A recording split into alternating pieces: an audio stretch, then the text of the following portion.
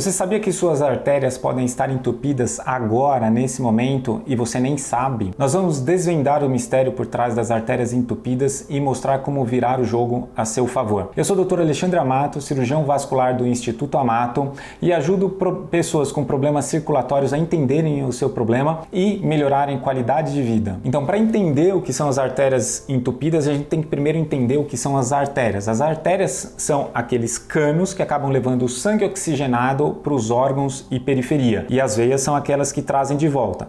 Então, as artérias saem do coração, elas têm a parede mais grossa por causa da pressão mais alta que elas são submetidas, elas pulsam e elas levam sangue oxigenado. Se tiver uma obstrução numa artéria, se tiver uma oclusão ou se tiver a diminuição do fluxo, o tecido que está recebendo menos oxigênio vai entrar em isquemia. Essa isquemia tem vários graus, pode ser uma isquemia pequenininha e aí ele ainda consegue produzir energia e funcionar com uma certa limitação, mas ainda consegue, ou pode ser uma isquemia muito grave e que acaba causando a morte desse tecido. Então vamos entrar nessa corrente do bem, compartilha o link desse vídeo com quem você acha que pode se beneficiar. Então, o que é um entupimento arterial? É quando alguma coisa, mais frequentemente uma placa de aterosclerose, acaba fechando esse vaso. Ah, mas pode ser outra coisa? Pode sim, se você apertar uma artéria, você vai acabar causando uma isquemia. Se você fizer um garrote no braço, você vai causar uma isquemia na mão. Não precisa ser essa placa aterosclerótica, mas eu falo da aterosclerose porque ela é a doença mais comum que acaba levando à obstrução crônica, muitas vezes mais no final da vida. Só que ela não acontece no final da vida, ela começa já quando a gente é jovem. Por isso, esse vídeo é importante para todo mundo. Então, essas placas ateroscleróticas são placas com acúmulo de gordura, com acúmulo de cálcio também, dependendo do tipo, né? Às vezes ela é uma placa mais mole ou uma placa mais dura, mas ela acontece por causa da inflamação e dano na parede endotelial dos vasos.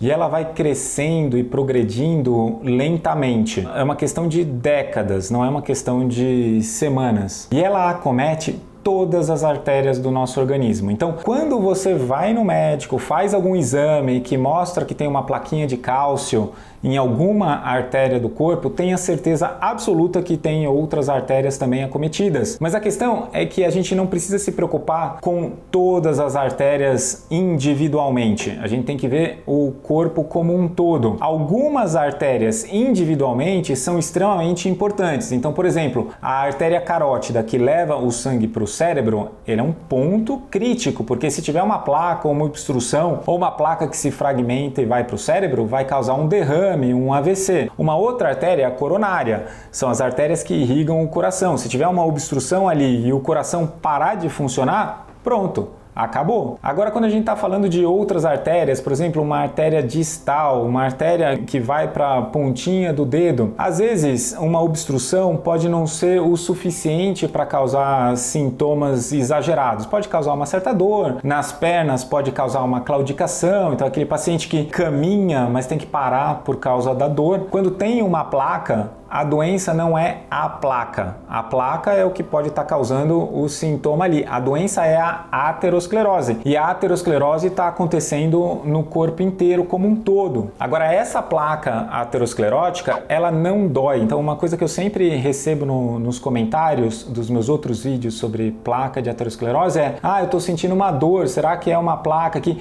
Placa não dói. Apesar dela ser causada por inflamação, é uma inflamação de baixo grau que a gente não consegue sentir. Então a gente não consegue palpar essa artéria e causar uma dor naquele local por causa da placa. Agora, tem casos exagerados que tem tanto cálcio nessa artéria que se a gente palpar, a gente sente até como se fosse uma traqueia de passarinho. É assim que está descrito nos livros de medicina. Mas a questão é, como a placa ela não causa sintoma no local, muitas vezes ela só vai causar sintoma tardiamente. Então ela pode ser um achado de exame. Você vai no médico para investigar qualquer outra coisa, e aí faz um raio-x, faz um ultrassom, e aí aparece lá a placa aterosclerótica. E aí, o que fazer com essa informação? Muitas vezes essa placa ela não é o suficiente para ser necessário fazer uma cirurgia ou desobstruir naquele local, mas já é um indicativo de que a aterosclerose já está progredindo no seu corpo e, portanto, você tem aquela inflamação crônica de baixo grau, muito embora ainda não tenha os sintomas disso aí. Se você fez um exame e encontrou uma placa e essa placa não traz sintoma, considere-se um afortunado. Você está sendo avisado pelo exame de que você tem a aterosclerose, tem a inflamação crônica de baixo grau e você pode agir cedo se você levar isso a sério. E agindo cedo você pode prevenir a progressão dessa doença. Agora vamos imaginar que essa placa obstruiu uma artéria da perna. Essa artéria ela leva o sangue oxigenado, o sangue quentinho para os membros inferiores, para os pés. Se eu tiver uma obstrução disso, aquele sangue quentinho não vai chegar. Nunca é tarde demais. Todos acabam sendo fetiche estranho de alguém. Mãe, o que houve com a sua pele? Está azul e uma pedra de gelo. Isso pode ser uma doença grave. Homer, ela precisa de um médico. O que vai acontecer? Vai diminuir a temperatura dessa perna, desse pé. Então causa a claudicação, a dor isquêmica, causa a diminuição da temperatura, vai diminuir os pelos, então diminuir a pilificação, porque o corpo, se tem pouco oxigênio, ele não vai usar esse oxigênio para produzir pelo. O pelo não é tão importante assim, é mais importante manter a perna viva. Mesma coisa com a unha, quem tem uma obstrução arterial, cronicamente, essa unha fica frágil, quebradiça. Às vezes se tem obstrução de uma perna e não da outra, a unha pode crescer em velocidades diferentes. A que está obstruída cresce muito mais lentamente do que a que está chegando sangue. Isso pode levar também à formação de feridas, úlceras, gangrena e no final, obviamente, acaba levando à amputação.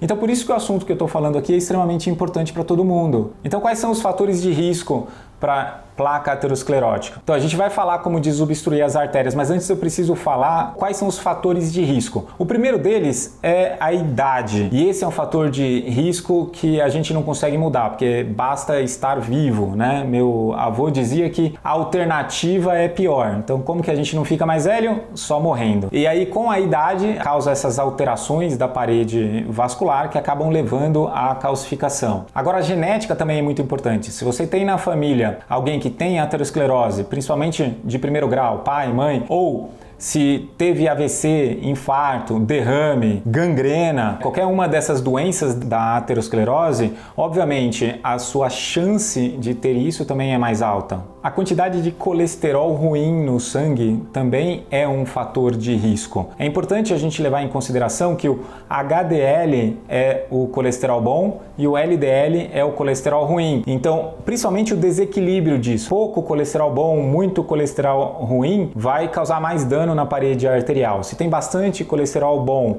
e tem bastante colesterol ruim, o impacto não vai ser tão grande assim. Então a gente tem que entender isso antes de sair culpando o colesterol. Na verdade é um desequilíbrio nessa proporção. A hipertensão arterial, a pressão alta também causa dano na parede vascular, por várias razões. Eu tenho um vídeo inteiro falando sobre isso aqui no canal, tem várias teorias também, mas o que se sabe é que ela é um fator de risco bem conhecido para calcificação da parede arterial e formação de placa de ateroma. Agora o tabagismo. O tabagismo é, sem sombra de dúvidas, o pior de todos, né? Aumenta drasticamente a quantidade de amputação necessária, de claudicação, de risco cardiovascular. Tem centenas de substâncias dentro do cigarro, muitas delas são pró-oxidativas, muitas delas causam a inflamação na parede vascular e dano endotelial. A diabetes também é uma outra doença, mas que aumenta o risco de aterosclerose. Eu já digo que quem tem diabetes já tem aterosclerose. O que pode acontecer é que não está vendo ainda, mas a aterosclerose já está acontecendo. Então, principalmente se você tem diabetes, você tem que estar extremamente atento com todas essas dicas de evitar um problema vascular arterial. A obesidade está diretamente relacionada com a inflamação, diretamente relacionada também com a aterosclerose. Então, pacientes obesos têm um risco maior de doenças cardiovasculares de origem aterosclerótica. E para isso, óbvio, o que você tem que fazer é controlar o seu peso, controlar, não chegar na obesidade se possível, ou se estiver na obesidade, tratar a obesidade, não ficar com medo de trazer esse problema para o médico pode te ajudar com medicação, às vezes até com cirurgia. Eu vejo paciente que está obeso num ponto assim de ter um evento cardiovascular, de morrer, mas está com medo de pedir ajuda, medo de tomar remédio, medo de tratar, e aí falar, não, mas eu vou conseguir só com a dieta. Você tentou a vida toda, não conseguiu, e agora vai tentar de novo? Não, agora tem que usar tudo que tem a seu dispor para conseguir tratar a obesidade, para evitar a progressão da aterosclerose. O sedentarismo, a falta de exercício físico, de atividade diária, isso está diretamente relacionado à aterosclerose, mas também está relacionado à obesidade. Então, aumentando a obesidade, aumenta a placa aterosclerótica, aumenta inflamação, aumenta risco cardiovascular. Então a gente tem que combater o sedentarismo. E é fácil, gente. Abre a porta, sai e vai caminhar. Não precisa começar sendo um maratonista. A evolução é lenta e progressiva, mas você tem que dar o primeiro passo. A dieta não saudável também é um fator assim, de risco importantíssimo. E aí tem várias dietas mais saudáveis. As mais estudadas são a dieta mediterrânea, a dieta DASH, mas existem outras dietas também que têm efeitos benéficos e ajudam a controlar a aterosclerose e pressão arterial. Uma dica rápida aqui é controlar no sal. Evite sal, tente saborear o alimento sem o sal. Capriche nos temperos naturais, aí você vai ter bastante antioxidante, diminui o sal, você já vai ter um impacto significativo. O estresse crônico, tanto o estresse externo ou a forma como você lida com o estresse é importante, porque o estresse vai causar pico pressórico, aumento da pressão arterial, e esse aumento da pressão arterial vai causar também a deposição das placas de cálcio.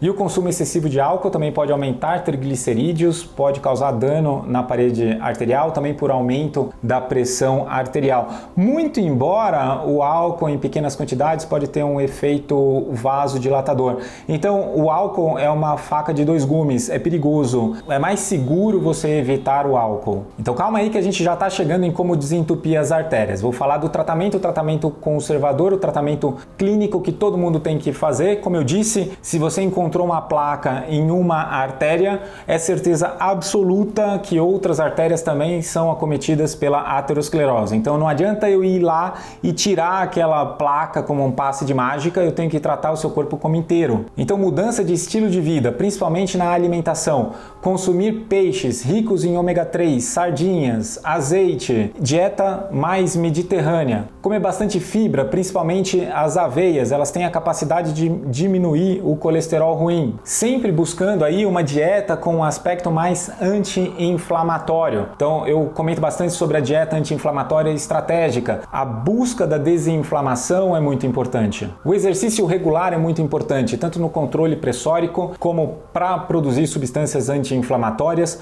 como para manter a saúde em geral. Mas o exercício, ele faz parte do hábito de vida não saudável, mas necessário. E com isso diminui o peso. Então, dieta certa e exercício certo diminui o peso, que melhora também a aterosclerose. Então, parar de fumar é fundamental. E diminuir ou abolir o álcool também faz parte. Agora, falando dos medicamentos, a gente tem os antiagregantes plaquetários, são medicamentos que não deixam as plaquetas grudarem uma nas outras e formarem aquela rolha que vai entupir um orifício se a gente tiver um trauma, por exemplo, só que essa rolha é a mesma que pode causar uma obstrução numa artéria. Então você está lá com a placa aterosclerótica se desenvolvendo e de repente vem uma rolha de células de plaquetas e acaba em top de uma vez. E aí causa isquemia, gangrena. Então os antiagregantes plaquetários são uma classe de medicamentos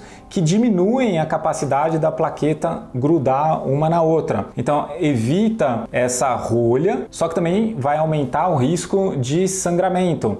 pequenos cortes, fazendo a barba, por exemplo, pode acabar sangrando por vários minutos. O mais conhecido é a aspirina, né, o AAS, mas também tem o clopidogrel, o Plavix, tem vários medicamentos aí no mercado. Tem várias substâncias que também têm um efeito antiagregante plaquetário, então a gente tem que tomar muito cuidado quando está tomando suplemento, quando está tomando algum fitoterápico, porque muitas vezes eles acabam interagindo e aumentando demais a desagregação, a antiagregação, e aí você fica com um risco maior ainda de sangrar. E aí tem os medicamentos vasodilatadores, que eles aumentam o diâmetro do vaso. Então imagina que tá com a plaquinha lá e o vaso tá comprimido assim, tá contraído, e aí não tem espaço para passar o sangue. Se você dá um vasodilatador, ele aumenta o diâmetro e acaba conseguindo passar um pouquinho de sangue ali ao redor, chegando um pouquinho mais de sangue na periferia. Os vasodilatadores, então, eles podem aumentar a distância percorrida, a marcha, de forma que antes de sentir a dor, né? Existem vários medicamentos, ok, tem o cilostazol, tem a pentoxifilina, tem alguns outros medicamentos que não são via oral que podem causar essa vasodilatação. E aí vem as estatinas, que impedem a progressão da placa aterosclerótica e ajudam a estabilizar essa placa. Ok, eu sei que estatina é um assunto que todo mundo gosta de debater. Eu não vou pegar esse vídeo aqui para falar tudo sobre a estatina. Eu peço para vocês, se vocês quiserem, comentem lá embaixo um vídeo só sobre a estatina para a gente descobrir se ela é boa ou ruim, se é um veneno ou não, porque aqui eu estou falando de estatina do ponto de vista de tratamento, não de profilaxia. Tratamento significa a lesão já está lá, o dano já ocorreu. O que eu posso fazer para melhorar? Então a estatina está aí como um estabilizador dessa placa. E uma placa mole é uma placa que pode romper, colocar o seu conteúdo no interior do vaso, causar uma trombose grande e virar uma isquemia, uma gangrena. E aí, dependendo do órgão que for, pode ter um derrame, infarto ou perder um pé. Então eu prometo, vou falar bastante de estatina em outro vídeo. Os antihipertensivos, tratamento da pressão arterial alta é essencial, porque se a pressão alta ela é por si só um fator de piora de causa da placa aterosclerótica, eu tenho que tratar essa doença para evitar esse fator de risco. Agora a questão é, muitas vezes a pressão alta não traz sintomas, e aí as pessoas desistem do tratamento porque está tomando remédio, não sente nada, ou às vezes sente até um efeito colateral do medicamento, vai falar, mano, eu não estou sentindo nada, para que eu vou tomar isso?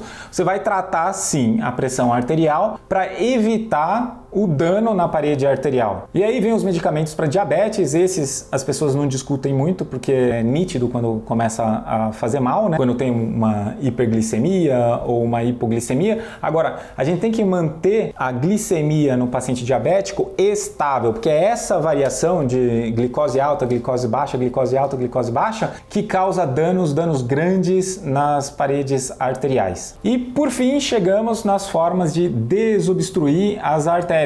Então vamos lá, se a placa é uma rolha de cálcio dura dentro da parede arterial, como que a gente pode desobstruir? Será que se eu tomar um shot de limão vai tirar esse cálcio todo? Será que se eu tomar alguma outra coisa? Escreve lá embaixo, quero saber o que você já ouviu que pode desobstruir as artérias. Mas será que é capaz de tirar uma coisa dura, calcificada de dentro da artéria? Muito provavelmente não. A forma de desobstruir é cirúrgica. Então a gente consegue, por meio de uma cirurgia, colocar uma ponte, ou seja, a gente tira o sangue de um lugar que estava chegando bem, aí tem uma obstrução, coloca uma ponte que leva o sangue até a distância. Então, isso são as pontes arteriais, que eu posso usar materiais do próprio organismo, como por exemplo uma veia safena. E aí que vem a história da ponte de safena no coração, né? A gente tira uma veia da perna para colocar no coração para pular uma área de obstrução. Ou os tratamentos endovasculares, em que a gente vai através de um furinho, entra lá com um catéter, chega até essa área de obstrução e abre um stent.